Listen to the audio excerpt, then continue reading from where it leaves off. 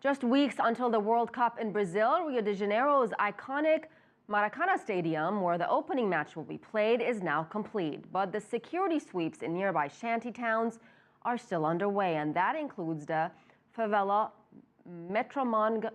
Mangueria. It was supposed to be leveled for a parking lot that was never built, and while its 600 families were forced out, some business owners continue to resist eviction. CCTV's Lucrecia Franco has the story. It is not one of Rio de Janeiro's most beautiful views. Ruined buildings and houses can be seen along one of the main roads that leads to the famous Maracana Stadium, the venue that will stage the World Cup finals and the opening ceremony of the 2016 Olympics. This empty lot is where Omar Freitas had his home. It used to be the favela Mangueria, a shantytown that was almost totally demolished. He resisted eviction and was relocated to a neighboring apartment. But he's now facing another threat. He owns a bar just meters away from his old home that provides his livelihood, but not for long.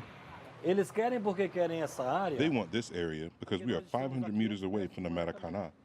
So they want to force us to leave. Before the community was destroyed, I was sold 100%. Now it's less than 95%.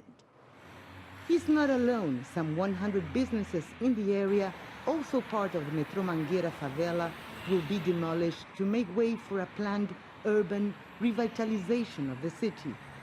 The favela Mangueira, activists say, is just the tip of the iceberg. They claim thousands of poor Brazilians have lost or will lose their homes because of the renovations for the mega sporting events.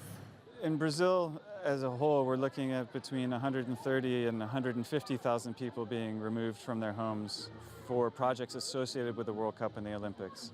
In Rio de Janeiro, there's a bigger concentration of forced removals. In Rio alone, some 30,000 people will be removed from the city's favelas. Though the government is offering alternative housing, most residents say they would like to stay where they are and would do better without the big sports events. I'm a Brazilian that will root against Brazil. Omar is now waiting to be ousted from his bar, the last link he has with the favela where he lived for 25 years. He says he will fight for compensation, but he, as many poor Brazilians, will need to start a new life from scratch. Lucrecia Franco, CCTV, Rio de Janeiro.